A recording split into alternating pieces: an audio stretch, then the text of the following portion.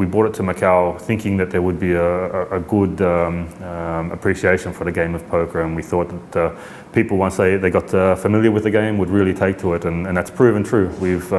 We've seen very rapid growth, especially over the last 3 years, of the local market really getting involved in poker and really wanting to understand the game and learn more about the game, and the growth that we've seen has been as a result of that.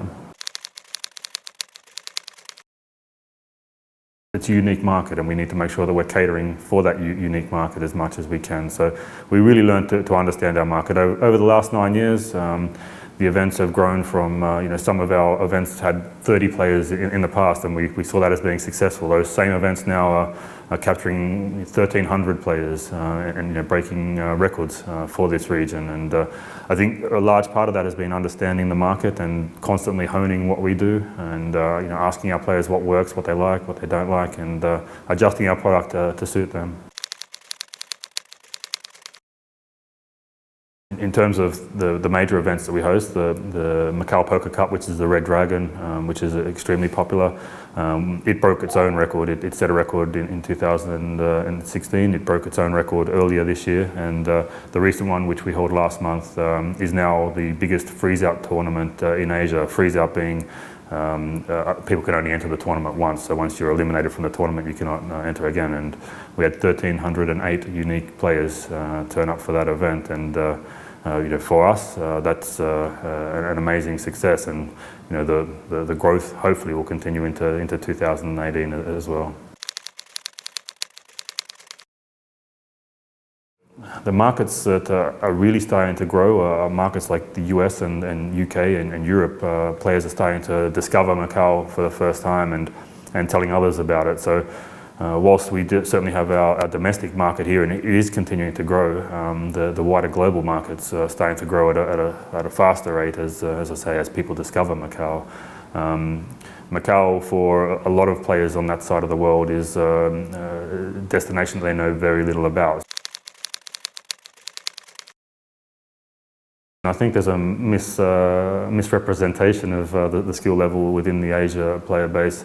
The Asia players are very smart at poker now. There's a lot of groups that are set about learning the game and understanding the game and exploring the game in a bit more depth. A lot of regional groups in the surrounding countries, and it's really starting to show now. I think people come from the US and the UK expecting that the games are going to be a little softer, but the Asian players are definitely skilled.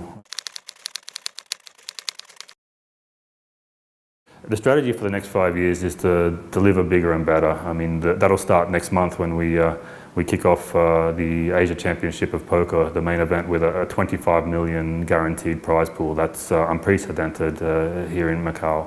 That tournament has a 100,000 Hong Kong dollar buy-in, which is the biggest buy-in event in Asia, and definitely is on a world stage. There's not too many events globally that buy in at that level.